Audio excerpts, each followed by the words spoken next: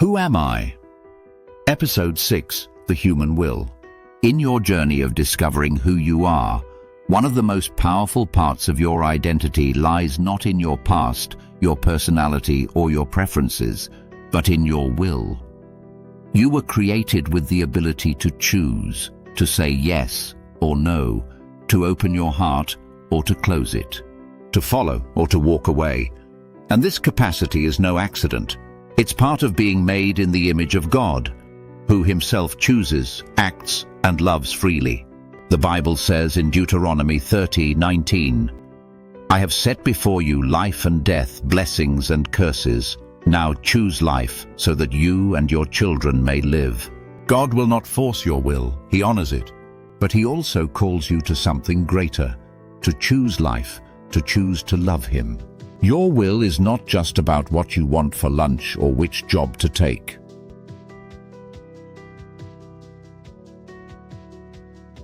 It's about who you will serve, who you will become, and who you will love. It's easy to think of love as a feeling. Emotions come and go, but real love, the kind that lasts, the kind that gives, the kind that changes the world, is not a feeling. Love is an act of the will. Jesus said, "Love your enemies and pray for those who persecute you." Matthew 5:44. That kind of love isn't based on how you feel. It's a choice you make, even when it's hard, even when it costs you something. Dallas Willard wrote, "Love is not a feeling. Love is a divine condition of the heart that moves us to will the good of another person." You choose to love your spouse. You choose to forgive a friend. You choose to show kindness to a stranger. These aren't always easy, but they are holy. And they are only possible when your will is surrendered to the love of God. But the will can also become a battleground. Left to itself, it gravitates towards self-will, the desire to control, to dominate, to go your own way.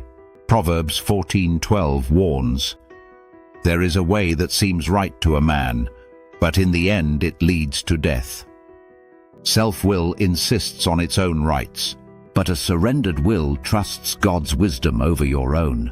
Jesus gave us the ultimate example when, on the night before his crucifixion, he prayed, "Not my will, but yours be done." Luke chapter 22:42. When your will isn't surrendered to God, it can become a weapon used to control others. You might force your way, manipulate, dominate, and even call it love or truth.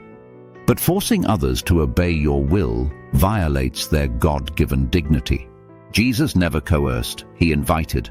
On the other side, you may surrender your will to others, letting fear, guilt, or approval-seeking dictate your life. That's not surrender to God, that's bondage.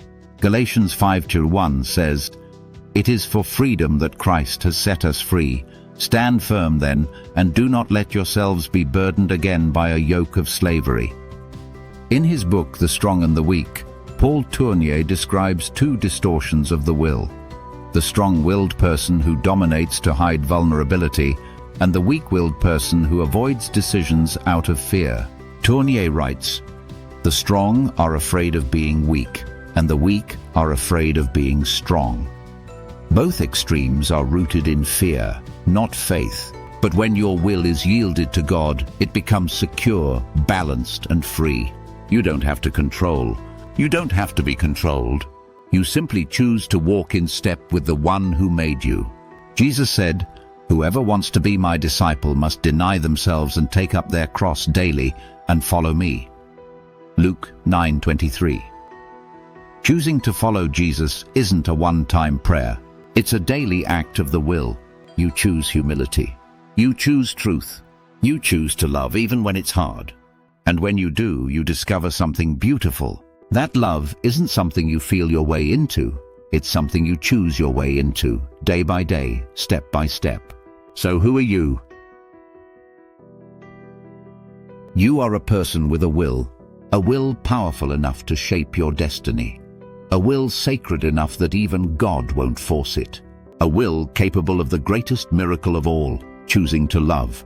Today, you are invited to say what Jesus said. Not my will, but yours be done. Because when you surrender your will to God, you don't become less of yourself. You become fully alive and free.